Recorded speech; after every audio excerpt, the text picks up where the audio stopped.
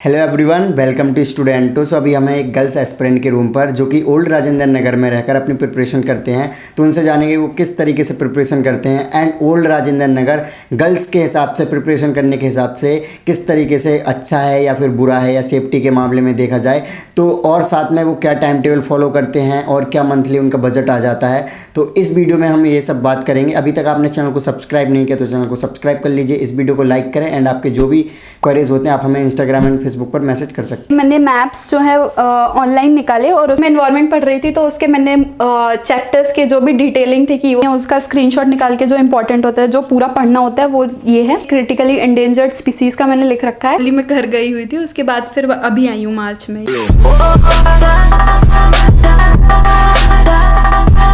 Hello friends, मेरा नाम गौरी श्रीवास्तव है। मैं ओल्ड राजेंद्र नगर दिल्ली में रह रही हूँ और मैं यूपीएससी की प्रिपरेशन कर रही हूँ।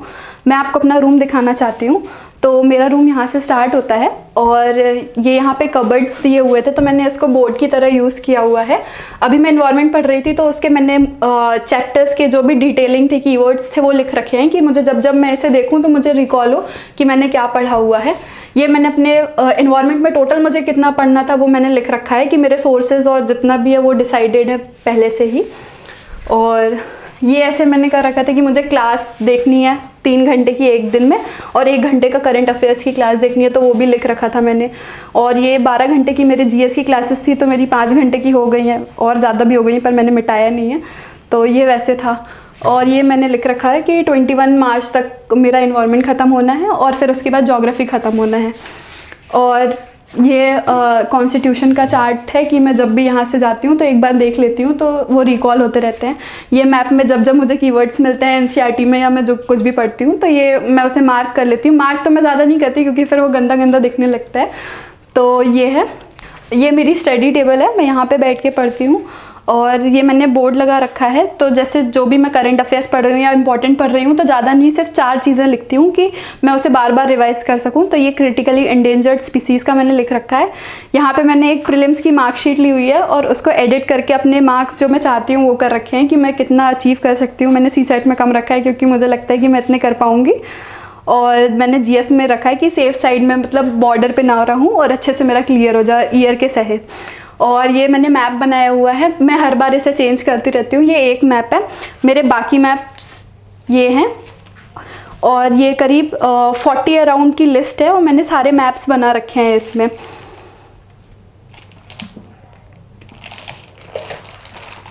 ये मेजर बुक्स हैं और ये अभी टेस्ट सीरीज़ चल रही हैं जो, तो वो मैंने कर रखी है। अभी जैसे एनवायरनमेंट चल रहा है मेरा, तो मैंने 1 लगा लिया है, बाकी 4 बाकी हैं। ये सारे टेस्ट इकट्ठे ले आई हूँ मैं, ताकि जो होते जाएं वो मैं करते जाऊँ, ताकि मुझे पता चले कि मैं कितने आगे जा रही हूँ। ये मेरे इकोनॉमी के नोट्स हैं, ये मैंने सारे क्लासेस से बना रखे हैं। और मेरे इकोनॉमी के नोट्स हैं, इसमें 6 पिलर के मैंने नोट्स बना रखे हैं। और ये जैसे स्लाइड्स होती हैं उसका स्क्रीनशॉट निकाल के जो इंपॉर्टेंट होता है, जो पूरा पढ़ना होता है, वो ये है। ये एनसीईआरटी का कंटेंट चार्ट है, ये एनसीईआरटी के नोट्स बना रखे हैं इकोनॉमी के। और ये 6 पिलर्स हैं, ये पिलर्स के हैंडआउट्स हैं। ये मेरे मैप्स हैं, अराउंड 40 मैप्स हैं, ये उसकी लिस्ट है। और ये अलग अलग मैप पे मैंने बना रखा है, जैसे पोर्ट्स हो गया, ट्राइब्स हो गए, लेक्स हो गए, जीआई टैग्स हो गए, जो करंट में लोकेशन होती है, जो भी होती है मैं कर लेती हूँ। कई बार एक ही भर पाता है तो बात के लिए कि रिपीट कर सकते हैं, रिवाइज हो सकता है।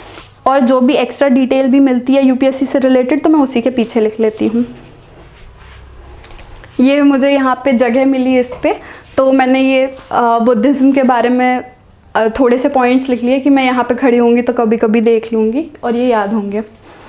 और मेरी टोटल अभी इतनी ही बुक्स हैं, ये यहाँ पे ऑप्शनल के नोट्स हैं। और यूपीएससी के अदर भी जितने एग्ज़ाम्स होते हैं, सीए, पीएफ, सीडीएस, ये उन सारे के मैंने पेपर्स निकाल रखे हैं कि मैं उन्हें लास्ट टाइम में सॉल्व करूँगी। ये मैंने मैप्स जो है ऑनलाइन निकाले और उसके बाद उसको प्रिंट करवाया हुआ है लिख लिख के कि जो भी इम्पॉर्टेंट है वो एक बार में नज़र आए। ये एनसीईआरटी का मैप है जो मैंने निकाला हुआ है।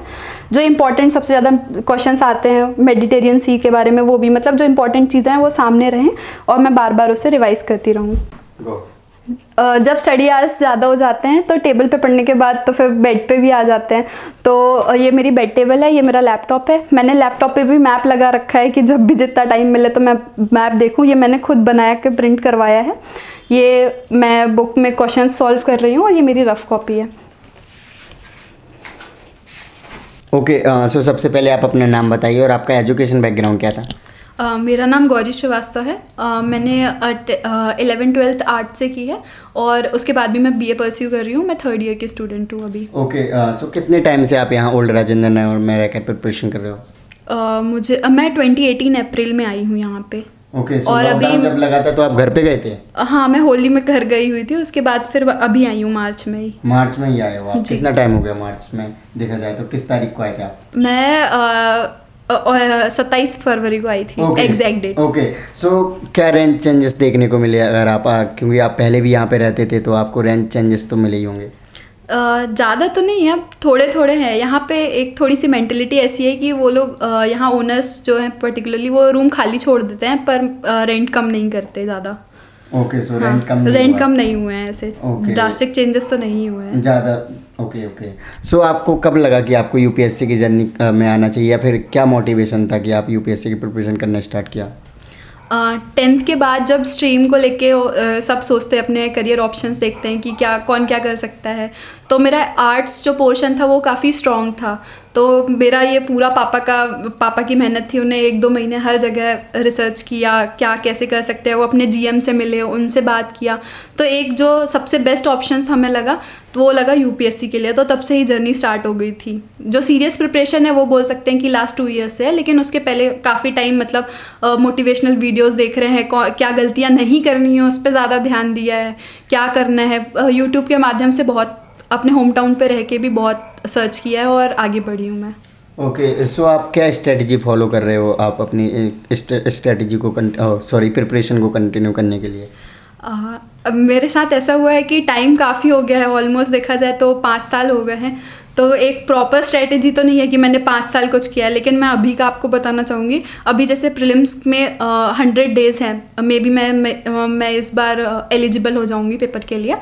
तो जैसे 100 डेज़ है तो मैंने उसमें 60 डेज़ डिवाइड कर रखे हैं जो अभी चल रहे हैं। हर सब्जेक्ट, मेजर सब्जेक्ट 6 हैं, तो हर सब्जेक्ट को मैंने 10 डेज़ दिया हुआ है। तो मेरा फर्स्ट रिवीजन जो है वो अप्रैल फर्स्ट वीक तक हो जाएगा। फिर अप्रैल, मई और जून में फिर मैं सेकेंड रिवीजन करूँगी।